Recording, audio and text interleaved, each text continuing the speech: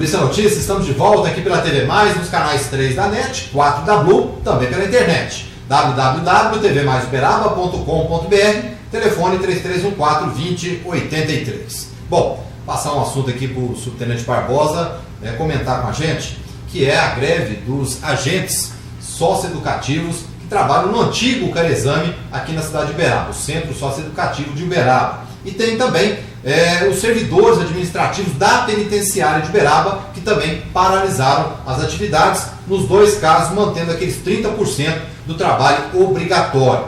Mas as condições de trabalho nas duas instituições, nos dois lugares, são situações caóticas, né, Sussumo?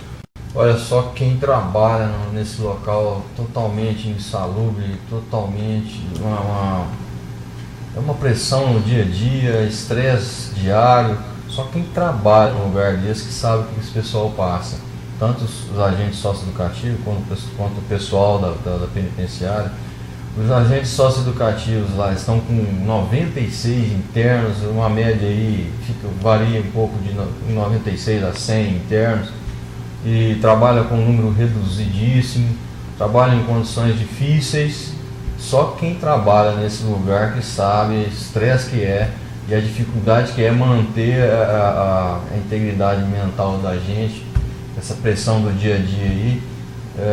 E agora com essa história de querer reduzir salários e reduzir, passar eles aí para uma fundação, desmembrar. Então, eu falei, é complicada a situação do nosso estado em relação a esse pessoal que é tão carente de amparo. Eu espero que as autoridades aí, os nossos deputados aí, a gente conseguiu fazer contato com os nossos deputados da cidade de Uberaba para poder ajudá-los lá na Assembleia. Eu acredito que eles vão nos ajudar aí nessa empreitada, nessa missão de ajudar esses agentes tanto do socioeducativo quanto aí o administrativo da penitenciária. O que a gente observa, e falando em termos de capacidade ali, é complicado, né? Até porque a lotação da penitenciária de Uberaba já é mais do que o dobro do que era previsto, né? Previsto 600 e pouco, 700 mais ou menos, já temos mais de 1.500 presos recolhidos na penitenciária de Uberaba. Já o antigo Carezame, é a mesma situação. Lá foi construído para 60 e poucos internos, já temos quase 100. Ou seja, então o problema de lotação, tanto na penitenciária quanto no antigo Carezame, no Centro Socioeducativo de Uberaba, a situação nos dois locais é bastante complicado, carece de atenção. Agora o trabalho é como o senhor está comentando mesmo, aquele trabalho tenso, nervoso, corre risco de fuga, corre risco de invasão, corre risco ali contra a própria vida de quem trabalha lá dentro, ou seja, é de pensar duas vezes para trabalhar num lugar desse. Os pessoal que estão trabalhando lá são verdadeiros guerreiros, né? Estão trabalhando em condições difíceis e estão mantendo ali já há um bom tempo sem fuga e conseguindo aí manter a disciplina dos menores que ali estão, mas não é fácil não, é complicado, hein? Com certeza. Bom, vamos aguardar aí, como o senhor mesmo disse, as decisões aí, as iniciativas dos nossos representantes políticos em Belo Horizonte. Bom, é o seguinte, nós tivemos na manhã desta terça-feira a prisão de um homem de 57 anos acusado de estuprar a própria filha e duas netas. O pessoal deve se recordar, em março nós tivemos esse material aqui apresentado em primeira mão para o nosso telespectador internauta. E aí, só para recordar, nós conversamos com a filha desse senhor de 57 anos que estaria sendo abusada desde a adolescência. E depois de 30 e tantos anos, ela acabou realmente revelando que estava sendo abusada pelo próprio pai. Veja um trecho da entrevista dela. Eu tinha 13 anos. Foi quando começou. A gente morava junto. Na casa dele foi até os 17 anos. Por que você não contou para sua família? Por medo. Eu tinha muito medo, porque eu morava dentro da casa deles, eu só poderia ir à escola e voltar para casa e não saía para outro lugar nenhum. Então eu tinha medo de onde que eu ia ficar se me pusesse na rua. Aconteceu dentro de casa? Isso, dentro da própria casa deles. O que ele falava para você na época? Nada, não falava assim, de ameaçar, não falava nada. Só que aproximava, chegava assim, e eu não tinha reação, não tinha para onde correr. Foi aí que aconteceu, começou a acontecer os atos. Ele usava algum método de prevenção? Não, nunca usou. Não tinha medo de engravidar? Não, ele já chegou a falar que se caso eu engravidasse, ele ia brigar comigo como pai, mas aí ia ver o que fazia.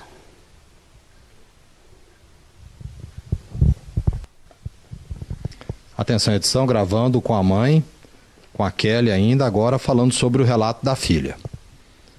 Ô Kelly, foi surpresa para você quando você soube que a mesma coisa que aconteceu com você estaria ocorrendo com a sua filha? Muita surpresa. O choque foi muito grande.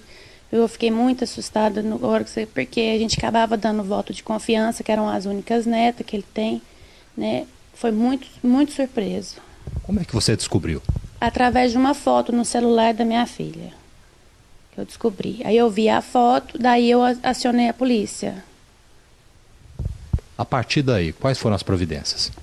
Fomos em vários locais, fomos na delegacia primeiro, né, na Polícia Civil, foi feito boletim de ocorrência, foi ouvido, eu fui ouvida, ela foi ouvida, ele também foi ouvido, né, daí foi acionado para dirigir na outra delegacia da mulher, conselho tutelar, os exames que tem que ser feitos com ela, foi o que teve que ser feito, até agora, né.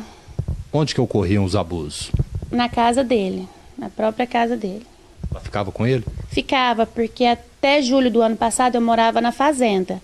E por eu morar na fazenda, ela vinha feriado, finais de semana, as férias, para passar com eles. Com ela também foi o abuso completo? Não, com ela não. Não foi o abuso completo, não. Não teve, ela ainda tem ímen, ela ainda é virgem, foi feito relação anal com ela. E a partir de agora, qual que é o seu relacionamento com o seu pai? Eu não tenho contato com ele, não quero contato com ele. Eu não sei o que acontece, como tá, como deixou de estar. Para mim também não importa. O que você espera então a partir de agora? Justiça, que ele pague pelo que fez. Que ele pague, porque não adianta falar que está passando mal, que é doente, que é louco, que quer suicidar. Para mim não resolve. Né? Que não é louco não, porque senão não tinha feito o que fez. E a sua mãe, esposa do seu pai, o que ela fala com relação a isso? Bom, ela acha que não concorda, mas ela está ajudando ele da melhor forma que ela pode. Ajuda, foi internado no sanatório, né, tá medicando, está acompanhando ele. Porque pelo que eu vejo, está todo mundo contra ele, então ele não tem nem para onde ir, mas se fosse no meu caso eu tinha posto na rua, mas é o coração dela que está falando. Ela acreditou na sua versão junto com a sua filha? Ela acreditou. Ela falou assim que se eu tivesse contado na minha época, isso não teria acontecido. Que eu devia ter confiado nela como minha mãe, minha amiga. Mas na época eu não pensava nisso. Eu não tinha ninguém nessa época. Por isso que eu fiz. Eu fiquei calada, né, e veio à tona tudo de uma vez só. Foi uma opção sua ficar calada? Foi uma opção minha ficar calada. Se arrepende? Muito. Tá, portanto, a versão da filha desse senhor de 57 anos, ela narrando que teria sido abusada quando da adolescência. Passados alguns anos, ela acabou revelando o que realmente teria ocorrido ao saber que a filha dela também estaria sendo estuprada pelo próprio avô. E nós conversamos com a neta desse senhor, hoje ela tem 13 anos, e ela falou para nós como tudo acontecia e de que forma acontecia. Ocorria na casa dele. Quando eu morava na roça, era uma vez por mês. Depois foi vindo de semana em semana.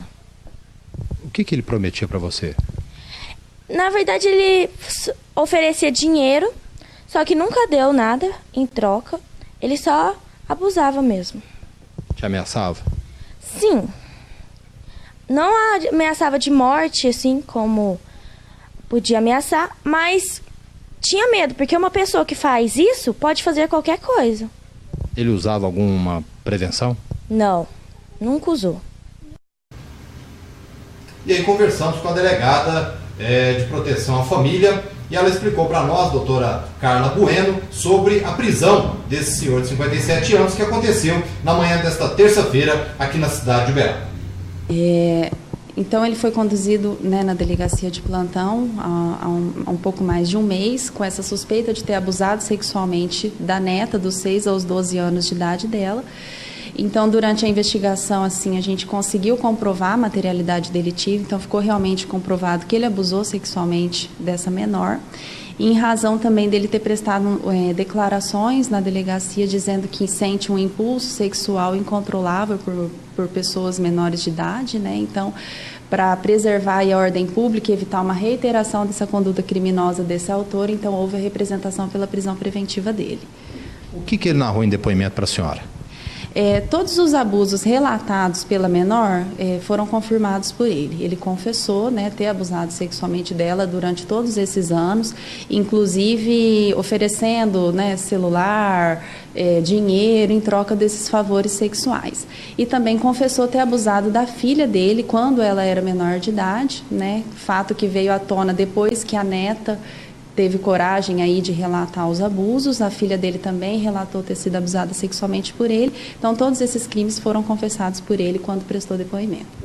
Uma outra criança menor também estaria sob suspeita?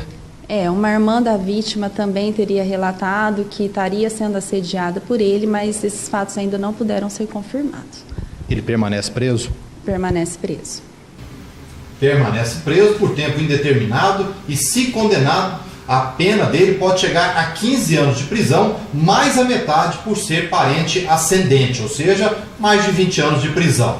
Agora, o detalhe dessa ocorrência é que ele reúne todas as características realmente de um pedófilo, né? Todas as características. Então, ouvimos aí o depoimento da própria filha dele, da neta dele e ainda suspeita de uma menor que também poderia estar sendo assediada, porque, segundo os depoimentos da família para a delegada, essa menor também já estaria sendo preparada aí para os atos sexuais desse homem de 57 anos, recolhido agora, está numa cela de seguro na penitenciária aqui da cidade de Uberaba. Nós vamos continuar acompanhando o caso, trazendo aí mais informações. Rapidamente, intervalo comercial, a gente volta em instantes.